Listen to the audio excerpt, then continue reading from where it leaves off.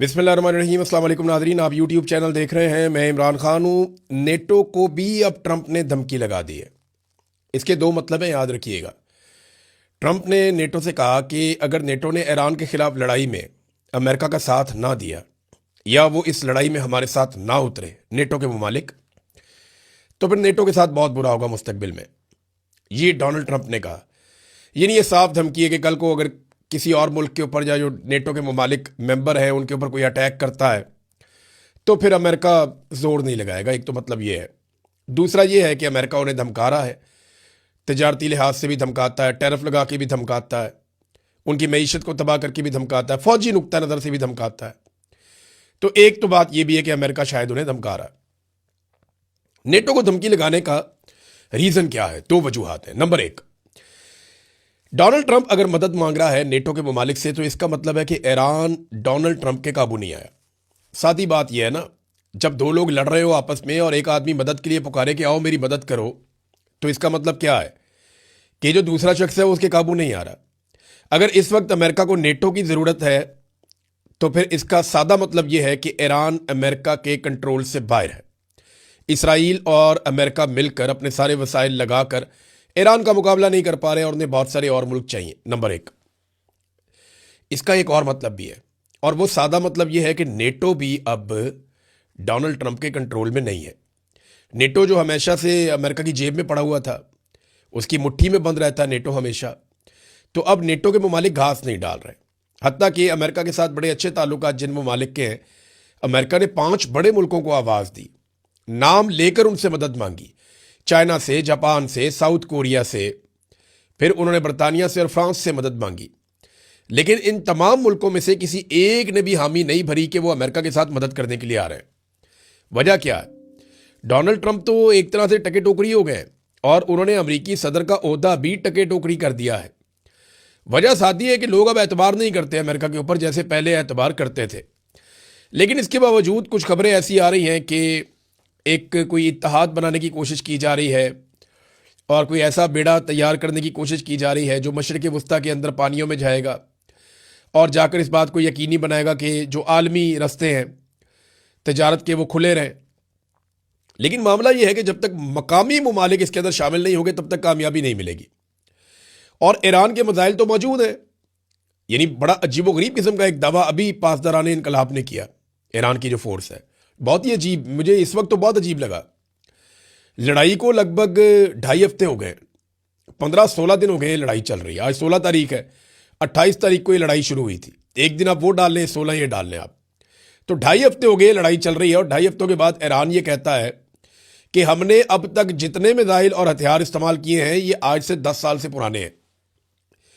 और ख़ास तौर पर जो हथियार हमने अभी डिज़ाइन किए, पिछले साल जो 12 दिनों की जंग हुई थी, जून 2025 में 12 दिनों की जंग हुई थी ना ईरान की, तो उन्होंने कहा जी कि उस जंग के बाद जो हमने सीखा और जो हमने बनाया वो तो अभी हमने तक दिखाया ही नहीं किसी को। उससे तो हमने हमला ही नहीं किया किसी पे अभी तक।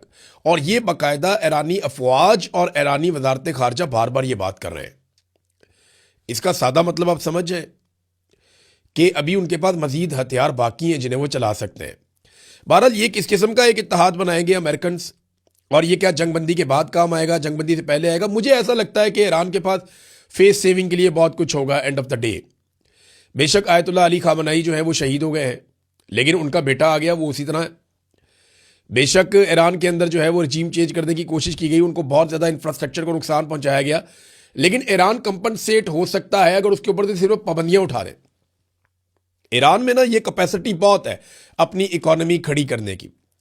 अरब ममालिक की तरह उसके पास भी तेल है और उसके पास बड़ी ज़बरदस्त लेबर भी है और 9 करोड़ लोग भी हैं, आबादी भी ठीक ठाक है। तो ईरान अपने आप को वापस खड़ा कर सकता है इस सूरत में कि उसके ऊपर से पाबंदियां हट जाए। मुझे नहीं लगता कि ईरान को फेस सेविंग के बगैर इस लड़ाई को ख़त्म किया जा सकेगा। और उसके पास अभी भी वो मवाद मौजूद है जिसको आप एटमी मवाद कहते हैं।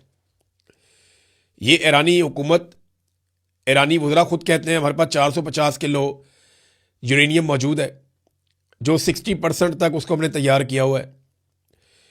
और जो बैनुल अक़वामी तखमीने वो ये कहते हैं कि 10 दिन अगर ईरान और काम करे तो वो एटमी धमाका कर सकता है, एटमी तजर्बा कर सकता है। یہ عالمی سطح پہ مانی ہوئی ایک حقیقت ہے. اب جب ایرانی حکومت سے وزیر خارجہ سے یہ پوچھا گیا بین الاقوامی میڈیا کی جانب سے جناب وہ یورینیم کدھر ہے, تو انہوں نے کہا جی وہ تو امریکہ نے بم مارے, وہ زمین کے نیچے دب گئی ہے کہیں پہ. کتنا آسان کر دیا ڈونلڈ ٹرمپ نے ان کے لیے. یہ B-52 بامبرز لے کر آئے تھے پچھلی مرتبہ جون میں. ڈونلڈ ٹرمپ نے بمباری کی اور یہ کہا کہ جناب ہم نے یورینیم کا جو ذخیرہ ہے جہاں پہ ان کا ہے وہ ہم نے سارے بنکر تباہ کر دیے اور ساری سرنگیں بند کر دی ہیں. تو انہوں نے بھی یہی کہا ایران نے, انہوں نے کہا جی بالکل وہ ایسے ہی ٹھیک کہہ رہے تھے ڈونلڈ ٹرمپ کے کھاتے ڈال دیا کہ انہوں نے بمباری کی وہ نیچے دب گیا. یہ اب ایران نے کہہ دیا. اس سے پہلے یاد رکھیے گا کہ پیوٹن نے ایک آفر کی تھی ڈونلڈ ٹرمپ کو کہ میں یہ جو ایٹمی مواد موجود ہے ایران کے اندر یہ میں اپنے ملک میں لے جاتا ہوں, یورینیم وہاں لے جاتا ہوں اور چیزیں کنٹرول ہو جائیں گی, لیکن امریکہ نے اسے مسترد کر دیا تھا. اب ناظرین امریکہ کی بات مانی نہیں جا رہی اور دوسری جانب ایران اٹیک پہ اٹیک کر رہا ہے. ایران نے 50 سے زیادہ حملے کر دیے ہیں اسرائیل کے اوپر, یعنی 54-55 لہریں ان کی میزائلوں کی جا چکی ہیں. جبکہ جو اسرائیل کے اندر سے ایک رپورٹ آئی ہے نا وہ بڑی خوفناک ہے. وہ رپورٹ یہ بتاتی ہے کہ گزشتہ 24-36 گھنٹوں میں بہت زیادہ اٹیک ہوا, یعنی ہفتے کی رات لگ بھگ 12 بجے کے بعد سے لے کر اتوار کی رات تک کی جو رپورٹ ہے وہ یہ بتاتی ہے کہ ہر 90 منٹ کے بعد ایران نے میزائل داغے ہیں. ایک نئی لہر داغی ہے اسرائیل کے اوپر اور انہوں نے بڑی تباہی پھیری ہے اسرائیل کے اندر. خاص طور پہ جو کلسٹر بم ہے انہوں نے جگہ جگہ پہ آگ لگائی ہوئی ہے اور بہت سارے ایریاز کو تباہ کیا ہے. یہ اسرائیلی چینل 12 کے مطابق گزشتہ رات ہفتے کی رات سے لے کر اتوار کی رات تک ہر 90 منٹ کے بعد بمباری ہوئی ہے. یہ اسرائیلی چینل کہہ رہا ہے اور وہ یہ کہہ رہے ہیں کہ لگاتار یہ بمباری ہو رہی ہے, اس بمباری کو نہیں روکا جا رہا. جبکہ دوسری جانب ایران نے ایک اور دھمکی بھی دی ہے, بلکہ ایک وارننگ دی ہے اور کچھ علاقے خالی کرنے کے لیے کہا ہے. ایران نے کچھ تصاویر اور ثبوت پیش کیے ہیں کہ ایران کے اوپر جو اٹیک ہو رہے ہیں وہ خلیجی ممالک میں امریکی اڈوں سے ہو رہے ہیں, لہٰذا اس لیے یہاں پہ اڈوں میں جوابی حملہ کرنا ضروری ہے. لیکن ساتھ ہی ایران نے یہ کہا کہ فوجی مقامات کے علاوہ جہاں پہ کوئی اٹیک ہو رہے ہیں یا کسی تنصیب کے اوپر اٹیک ہوا تو وہ ہم نے نہیں کیا, وہ امریکہ یا اسرائیل کر سکتے ہیں تاکہ عرب ممالک ایران کے ساتھ لڑ پڑیں. لیکن عرب ممالک نے کمال صبر کا مظاہرہ کیا ہے اور انہوں نے اس لڑائی سے جتنا ہو سکا وہ انہوں نے گریز کیا ہے. ایک اور بڑی خبر یہ ہے کہ ایران میں لگ بھگ 500 کے قریب جاسوس پکڑے گئے ہیں. بہت سارے غدار پہلے بھی تھے ایران میں, ابھی بھی بہت سارے غدار ہیں. یہ پرابلم رہتی ہے غریب ملکوں کے اندر, وہاں پہ غدار بڑے آرام سے مل جاتے ہیں. تو یہاں پہ ایران میں جو غدار ملے ہیں وہ 500 کے قریب بتائے گئے ہیں. اور یہ خبر دی ہے پولیس چیف نے. انہوں نے اتوار والے دن بتایا کہ امریکہ اور اسرائیل کی فضائی بمباری کے دوران دشمنوں کو معلومات فراہم کرنے کے الزام میں 500 افراد کو گرفتار کیا گیا ہے. ان میں لگ بھگ آدھے افراد وہ ہیں جو سرکاری عہدوں کے اوپر بیٹھے ہوئے تھے اور گرفتار کیے گئے بعد مشتبہ افراد پر مبینہ طور پر حملوں کے اہداف کی نشاندہی یا حملوں کے مقامات کی فلم بندی کے فوٹیج دشمنوں تک پہنچانے کے الزامات بھی ہیں. ایران نے دبئی اور دوحہ کے حوالے سے کچھ وارننگ جاری کی ہے اور کچھ علاقوں کی نشاندہی کی ہے. اس نشاندہی میں ایران نے کہا ہے کہ جناب یہاں سے جو مقامی لوگ ہیں وہ نکل جائیں, کیونکہ ان کی اطلاع کے مطابق یہاں پہ امریکی فوجی چھپے ہوئے ہیں اور وہ امریکی فوجیوں پہ اٹیک کرنا چاہتے ہیں. وہاں کھلبلی مچ گئی ہے, لوگ وہاں پہ آپ کو پتہ ہے کہ اجلت کے اندر نکلیں گے. جب اس قسم کی وارننگ جاری کی جائے گی تو ایسے ہی ہوگا. پھر امریکہ کی فرسٹریشن کا اندازہ آپ یہاں سے بھی لگا سکتے ہیں کہ نہ صرف ڈونلڈ ٹرمپ عالمی سطح پہ غصہ کر رہے ہیں, کبھی نیٹو کے اوپر, کبھی کسی اور ملک کے اوپر, کبھی کسی اور پہ چڑھائی کر رہے ہیں, بہت اجلت میں ہیں اور بہت گھبراہٹ کا شکار ہیں. ڈونلڈ ٹرمپ کی فرسٹریشن ختم نہیں ہو رہی. اس نے ایک کام کیا تھا مقبولیت کے لیے, وہ الٹا پڑ گیا انہیں. امریکہ کے اندر بھی میڈیا پہ چڑھائی کر دی ہے پیٹ ہیگسٹ میں, اور اس نے جو ہے وہ امریکی میڈیا کو لتاڑ کے رکھ دیا. اس نے کہا جی آپ کو ڈونلڈ ٹرمپ سے دشمنی ہے, آپ ڈونلڈ ٹرمپ سے نفرت کرتے ہیں, اور ڈونلڈ ٹرمپ سے نفرت جو ہے وہ آپ کے ڈی این اے میں, آپ کے خون میں ہے. کوئی بھی صدر امریکہ کا ایسی کامیابیوں کا خواب بھی نہیں دیکھ سکتا تھا جو ڈونلڈ ٹرمپ نے کر دکھایا ہے. اور اس کے بعد کہا جی آپ ادھورا سچ دکھاتے ہیں, آپ گھما پھرا کر معلومات وہ دیتے ہیں جس سے نقصان ہوتا ہے, آپ عوامی رائے کو خراب کر رہے ہیں. 36 گھنٹے تک ایئر فورس کا جہاز اڑانا کتنا مشکل ہے, کبھی آپ نے اس کے اوپر رپورٹنگ کی ہے, کبھی آپ اس کے اوپر سٹوریز کر رہے ہیں, آپ عوامی رائے کو خراب کر رہے ہیں. ٹرمپ سے نفرت اس کی وجہ ہے.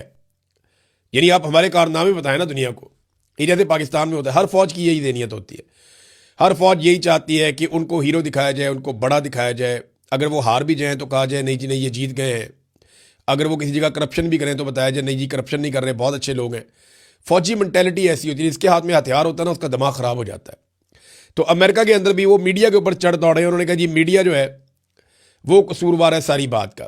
جب ڈونلڈ ٹرمپ اور امریکن حکومت کے ہاتھ میں چیزیں نہیں آ رہی نا، اور انہیں سمجھ نہیں آ رہی کہ ایران کو قابو کیسے کریں، دیکھیں ایران کا نقصان بہت زیادہ ہوا ہے۔ میں آپ کو پھر بار بار کہتا ہوں کہ جب میں یہ کہتا ہوں کہ ایران اچھی لڑائی لڑ رہا ہے تو اس کا مطلب یہ نہیں ہے کہ ایران کو مار نہیں پڑ رہی، ایران کو زیادہ مار پڑ رہی ہے۔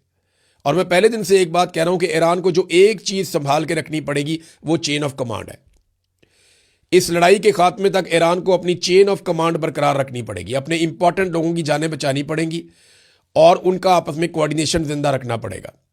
اور جو فوج کو احکامات دینے اور وہاں تک احکامات پہنچنے اور جو پورا ان کا سسٹم ہے میزائلوں کا یا ہتھیاروں کا، اس تک جو کوارڈینیشن کا پورا ایک نظام ہے وہ قائم رکھنا پڑے گا۔ اگر ایران یہ کرنے میں کامیاب ہو گیا تو پھر لمبی لڑائی بھی لڑ جائے گا، اسے کوئی فرق نہیں پڑتا۔ بقول ایرانیوں کے ان کے پاس بہت زیادہ ہتھیار ہیں۔ اب ایک طرف تو ایران اٹیک کر رہا ہے، یہ بڑے خوفناک اٹیک ایران نے کیے، گزشتہ 36-48 گھنٹے اسرائیل کے لیے بہت مشکل تھے، لیکن اسرائیل بھی لگاتار حملے کر رہا ہے، نہ صرف ایران کے اوپر بلکہ وہ حملے کر رہا ہے لبنان کے اوپر بھی۔ ایران کی تفصیلات تو میں نے آپ کو بتائی، لگ بھگ 1350 افراد شہید ہو گئے ہیں، اب تو 1400 کے قریب ہو گئے ہیں، اور ایران میں بہت نقصان کیا ہے، بڑی بلڈنگ تباہ کی ہیں، بہت انفراسٹرکچر کو نقصان پہنچایا، لیکن لبنان کے اندر بھی لگاتار حملے کر رہے ہیں۔ 11 افراد جو ہیں وہ غزہ میں شہید ہو گئے ہیں، اور ان میں 8 پولیس والے ہیں جو غزہ میں کام کرتے ہیں، فلسطینی۔ اور گزشتہ 2 ہفتوں کے اندر 2 مارچ کے بعد سے لے کر اب تک لبنان میں 850 افراد شہید ہو گئے ہیں، 107 بچے ہیں اور 66 خواتین ہیں، اور 2105 افراد وہاں پہ زخمی ہیں، اور بڑی تعداد میں زخمی جو ہیں وہ ایران میں بھی ہیں۔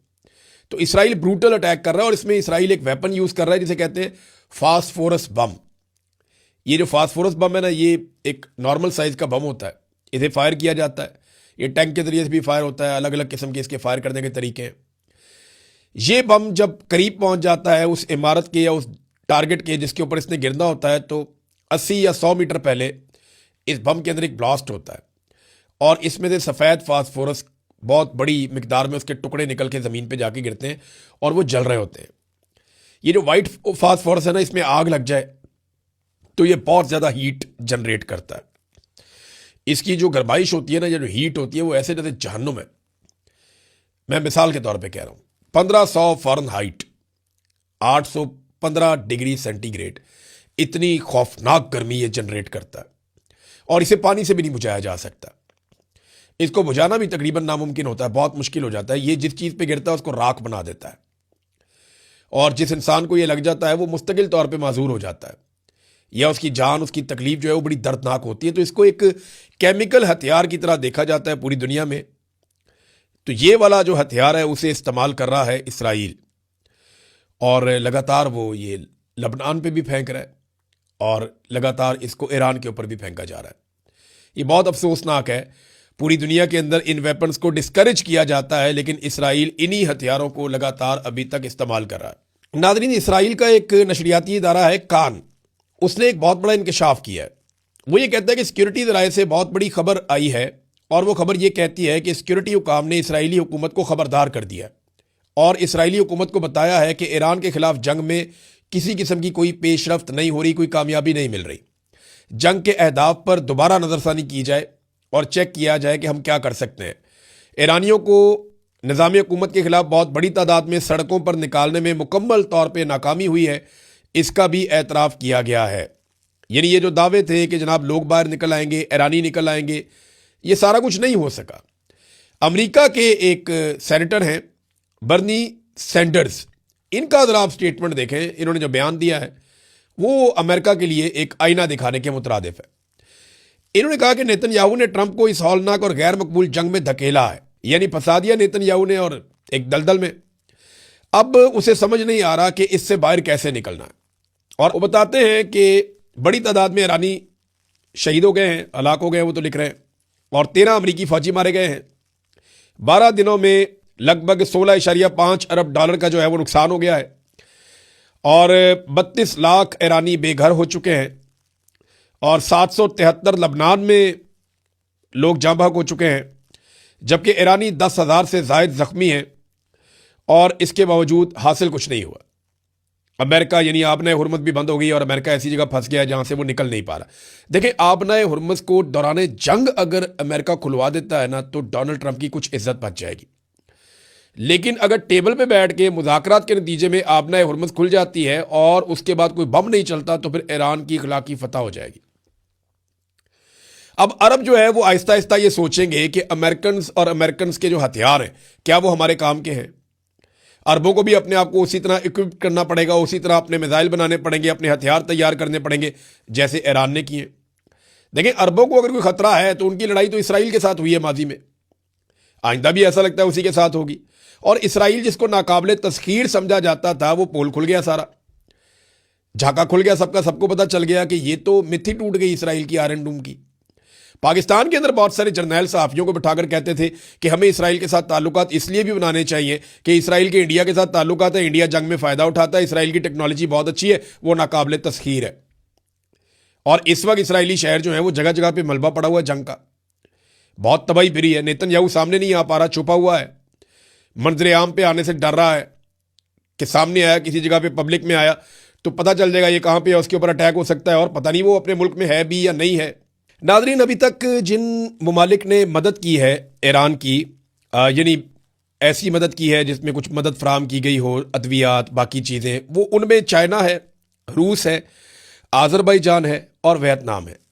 یہ وہ ممالک ہیں جنہوں نے ایران کی مدد کی ہے بھائی چارے کے حوالے سے کہ ٹھیک ہے آپ کے ملک پہ اٹیک ہو رہا ہے، ہم اس کی مذمت کرتے ہیں، آپ کے لوگ شہید ہو رہے ہیں، زخمی ہو رہے ہیں، آپ کا انفراسٹرکچر کا بہت نقصان ہو رہا ہے، آپ کو ادویات کی ضرورت ہے، خوراک کی ضرورت ہے، یہ چیزیں ہم پہنچا رہے ہیں، تو وہ امدادی سامان جا رہا ہے۔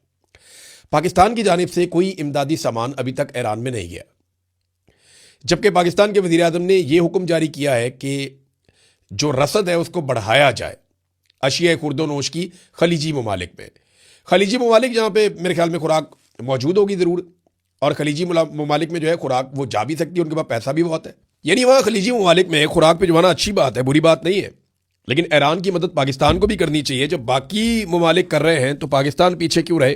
پاکستان کو چاہیے وہ بھی کرے، لیکن پاکستان نے ایک اور حکم جاری کر دیا ہے اور پاکستان کے میڈیا کو کیا گیا ہے کہ کچھ بھی ہو جائے، اب جو آبنائے ہرمز سے پاکستان کا اگر کوئی کارگو گزرتا ہے تو اس کے بارے میں کسی قسم کی کوئی خبر میڈیا کے اندر نہیں دی جائے گی۔ اور ایک چیز اور ہے، ڈونلڈ ٹرمپ نے کہا کہ وہ تفریح کے لیے بھی بم مارتا ہے۔ ڈونلڈ ٹرمپ کا اپنا سٹیٹمنٹ ہے نا کہ ہم بار بار جزیروں پہ بم ماریں گے اور تفریح کے لیے ماریں گے، فن کے لیے ماریں گے، انجوائے کرنے کے لیے، مزہ لینے کے لیے ماریں گے۔ تو جو شخص تفریح کے لیے بم برسائے اسے امن کا نوبل انعام دینے والے کتنے بڑے ذہنی مریض ہوں گے آپ یہ سوچیں، اور وہ اس سے بڑے ذہنی مریض تب ثابت ہوں گے جب وہ کہہ رہا ہے کہ مجھے بم مار کے تفریح ملتی ہے اور یہ امن کے نوبل انعام کی نامزدگی واپس نہیں لے رہے۔